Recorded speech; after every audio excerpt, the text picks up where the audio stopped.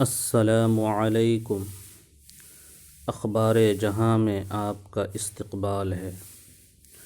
امریکی محکمہ خارجہ نے کہا ہے کہ چین کے سنکیانگ صوبے میں تربیتی کیمپوں میں نسلی اوئغور اور دیگر مسلم اقلیتوں کے خلاف ہونے والی زیادتیوں کے سنگین مضمرات ہوں گے۔ اس نے اوئغور اور دیگر مسلم خواتین کے ساتھ منظم انداز میں جنسی زیادتی اور جنسی استحصال کی خبروں پر انتہائی تشویش کا اظہار کیا ہے۔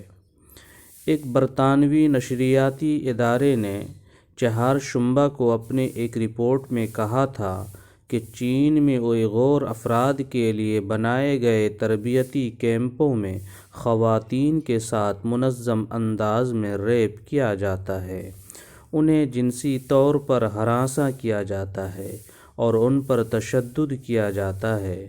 متعدد سابق قیدیوں اور ایک گارڈ نے نشریاتی ادارے کو بتایا کہ خود ان کے ساتھ اس طرح کا ہولناک تجربہ ہو چکا ہے یا وہ ایسے منظم ریپ، اجتماعی جنسی زیادتی اور اذیت رساں کے شاہد رہے ہیں۔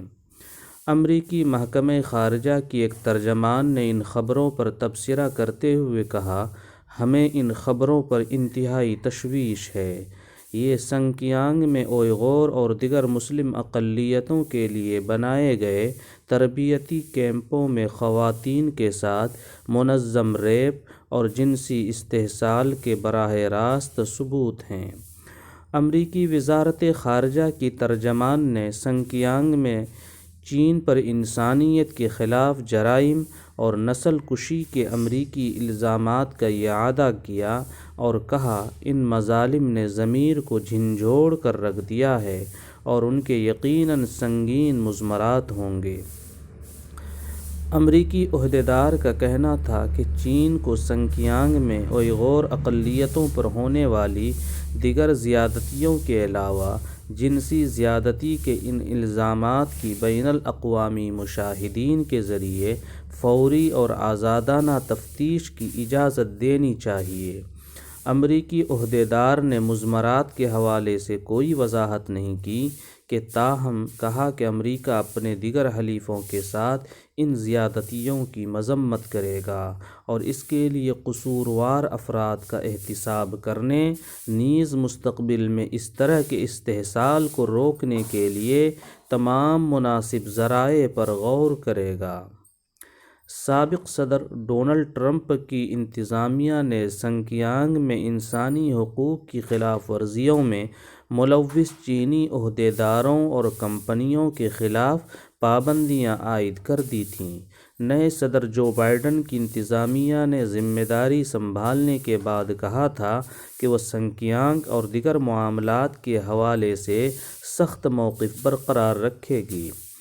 چین سنکیانگ میں کسی بھی طرح کی زیادتی کے الزامات کی تردید کرتا ہے اور اس کا کہنا ہے کہ وہاں تعمیر کردہ عمارتوں میں اوئغور مسلمانوں کو ووکیشنل ٹریننگ دی جاتی ہے تاکہ انہیں اسلامی انتہا پسندی اور علیحدگی پسندی سے باہر نکلنے میں مدد مل سکے۔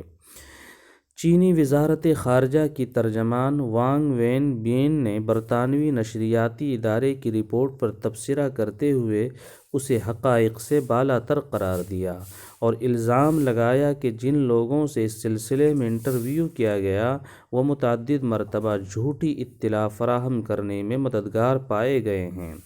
گزشتہ برس ایک جرمن محقق نے چین پر الزام لگایا تھا کہ سنکیانگ میں مسلم عورتوں کو زبردستی بانجھ بنایا جا رہا ہے، انہیں حمل ساقط کرنے کے لیے مجبور کیا جاتا ہے اور ڈرا دھمکا کر فیملی پلاننگ کرائی جاتی ہے۔ بشکریہ سیاست۔